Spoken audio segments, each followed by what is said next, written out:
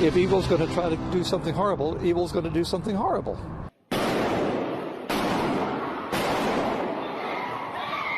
The suspect is deceased. The threat was stopped thanks to the quick and heroic actions of those safety members inside the church. And we will not stand for it. In New York City, we will never allow attacks on the Jewish community. It starts with these little things and it gets worse. The saying never again is being taken serious right now. What is important right now is to make sure that we don't get into a cycle of minorities blaming other minorities. Mr. Thomas, why'd you do it? An ugly holiday weekend of religious violence. Let's take a look at the recent timeline of attacks in New York, anti-Semitic attacks in New York. 2 incidents on December 23rd, 1 December 24th. Then on the 25th, an Orthodox Jewish man was chased down the street and punched in the face.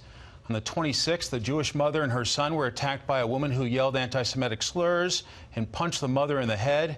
Then 2 incidents on December 27th, and then the worst of them all, a man entering the home of a rabbi during a Hanukkah celebration, and he began stabbing people. We have some numbers in terms of the national anti-Semitic hate crimes incidents from the Anti-Defamation League. 2016, 1,267. 2017, it surged to 1,986. 2018, another high number, 1,879.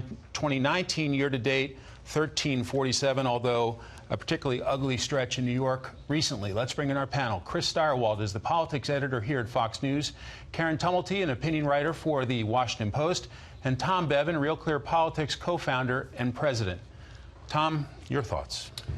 Well, obviously very disturbing, and good to see that folks are bringing attention to this and calling it out. I mean, it's hard to say when you look at these 2 attacks, the motivations of these people, and as people have said, it's evil, and in that sense, there's not a lot that can be done, but certainly good to focus attention on it and do whatever can be done to make sure that these things do, in fact, get tamped down. It's good to see, though, the numbers, despite the fact that we've had this surge recently, that they're coming down. Secretary of State Mike Pompeo said today it's really a religious violence problem around the globe.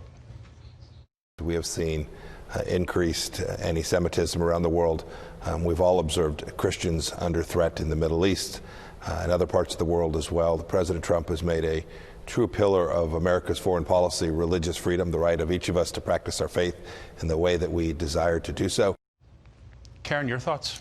Well, as a number of Jewish leaders said today, it's not just the total number of anti-Semitic attacks that they're seeing, but sort of the size and the aggressiveness. I mean, we are, a year out from the horrific massacre at the Tree of Life synagogue. And again, you wonder, everyone denounces them, but at what point are we going to sort of spot these people before they carry out these horrific acts? Chris, your thoughts? Look, it is the cheapest, easiest point of division for human beings right after race. That's the easiest one. The next point that you can pull people apart is on their creed, that somebody believes this way and another person believes the other. It is part of human nature. It will always, sadly, be with us. The question is, how are people of good faith? The question is, how are decent people responding? What is the response? And what every American should be proud of is that across the country, in every corner, from every race, color, creed, and sect, the same answer comes forward, that it's just never acceptable. It's just never acceptable, and it's totally un-American. We had an incident yesterday at a church in the Fort Worth, Texas area where gun-packing parishioners really stopped it from being a whole lot worse. Tom?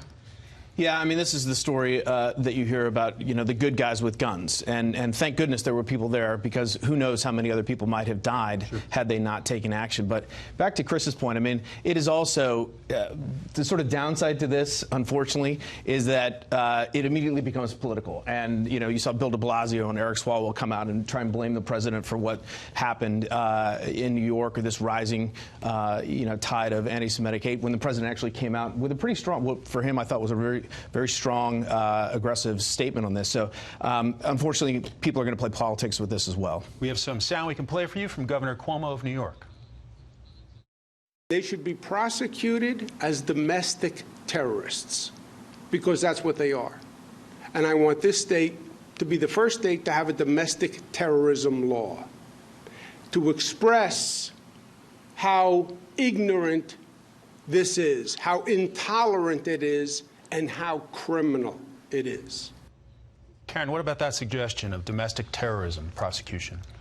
Again, we still don't know some of the motivations here. For instance, in Texas, we are just learning about the shooter, but this was a man who had apparently an arrest record in 3 states, including for domestic violence.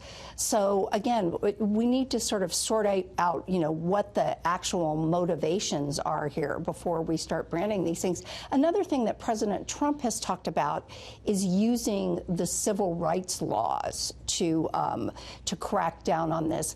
There's some appeal to that idea, but there also, people are worried, Jewish leaders are worried that you are sort of singling out what is a religion and sort of branding it a race or a nationality. So there are just all kinds of complicated issues that you start wading into in this sort of thing. Putting new labels on stuff, and you call this as a hate crime, and this is terrorism. The same thing is always true. People in these situations either need to be institutionalized or incarcerated or in some way stopped in advance. Calling it something afterwards may help Andrew Cuomo win votes, may help Donald Trump win votes. I don't know. But the solutions are the same, whatever you call them.